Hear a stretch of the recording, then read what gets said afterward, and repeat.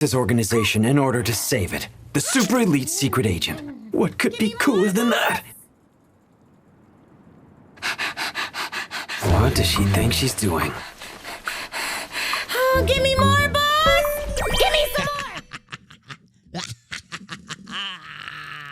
Oh my god. Yo, our boy Sid is having way too much damn fun. Like, this episode was awesome. Like, I have, since Delta has been introduced, I've liked her for, I can't put my finger on it, a few different reasons. But, like, this episode, like, even though she had, like, maybe, 5 minutes of total screen time, maybe even less than 5 minutes, 3 minutes of screen time, like, this kind of catapulted her, like, up the ranks for me. Like, I don't think she touches, Princess Rose. I don't think she touches, Beta yet, but, like, I think she's really close. I think she's, like, number 3 now. And I think that's really, really cool. Like, I love her personality, like, a lot. Like, she's dumb, but, like, ferocious, but, like, kind of like like, he described her as, like, oh, she reminds me of, like, this dog I used to have, but she's Delta, you know what I mean? And I find it crazy, and it's just so fun. But, like, okay, so Sid started off with being Sid, right? Having this alter ego as he was a kid, right? And he went out and he was the masked bandit, whatever, right? The bandit hunter. And he started freeing, some of the people who work for him now, right? And he had this, like, double persona. Then that grew into Shadow.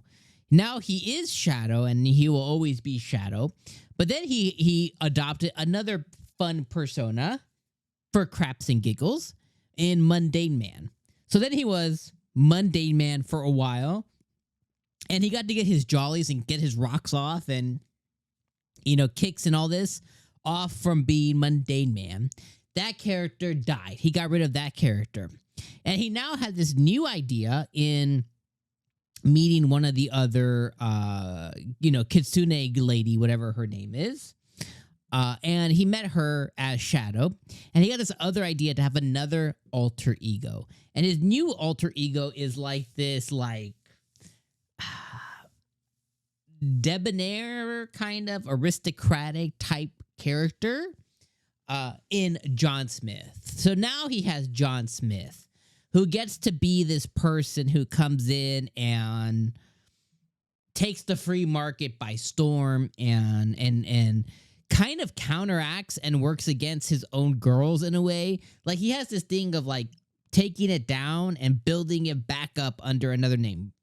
Again, for shits and giggles, just really because he can at this point. Part of it is I think he wants to do it by his own hands. The other part of it is I don't think he truly understands the Alphas group and, how powerful and how influential that they really are at this point. Like, he sees it, in statues and fortresses, and he knows that they're taking the Chinibio, role play maybe a little bit too far. But I don't think he really understands what kind of a beast that they created. Now, he gets that the creation of money, and I don't have money right next to me, but he understands this creation of money is because of stories, just like everything else that he told when he was younger. Same thing, that's the reason why, certain of them are book writers and artists and stuff like this, because they took what he says, gospel, and he built all these girls up, and now they're using that knowledge to go do these tremendous, tremendous things. And right now, they're creating a complete capitalistic, credit-based, paper-based economy based on what they had and based on how much capital they're able to flood into the market. And now he has this idea to where he wants to go in and, like, take it down and build it back up even stronger. Because he doesn't truly understand. But then the other part is because he thinks it's just going to be fun for him. And man, it's just such a crazy concept, and I just love it so much. Like, this episode is just such a fun effing time. And then you toss in, you know, not only the conversations he had, anxious conversations he had with the Kitsune lady, but then you add in Delta just showing up all of a sudden as he's just eating some like ramen or whatever. And she shows up and she eats like 12 bowls and they have some cool stuff, and she gives him the googly eyes of like, let's go hunting, boss. Let's go hunting. And he's like, no, you got to go meet Alpha, blah, blah. But eventually, you know, the puppy dog eyes, he gives in and he goes hunting with Delta. I was like, that's fun. And we find out she kills her brother. No problem. We find out she might have hundreds of thousands of siblings. And then she gives him the idea of like, you know, she should go be the lycanthrope's boss, you know, the beast people's boss. Like, she's like, my dad's the leader. All you got to do is just go beat him and you could be the chief. You know, you get hundreds of women, you know, thousands of kids. She's like, I'll have 100 kids for you, boss. And it's just such a fun time. Like, if he were to take advantage of some of his muses, he would have an even better time than he's having. Now, he's having a great time. Like, he's just doing whatever. He's having a ball in this other world, okay? But I think if he realized maybe a little bit of what his influence can give back to him, I think he would have an even better time. And I hope he pursues his lycanthrope stuff and goes and becomes chief for craps and giggles again. The episode also did introduce the antagonistic folks. Again, another lycanthrope type dude. Another beast type dude, a sword wielder who gave the Kitsune lady, you know, a mark on her back. So he's pretty powerful. And apparently he's in partnership with the cult of Diablos.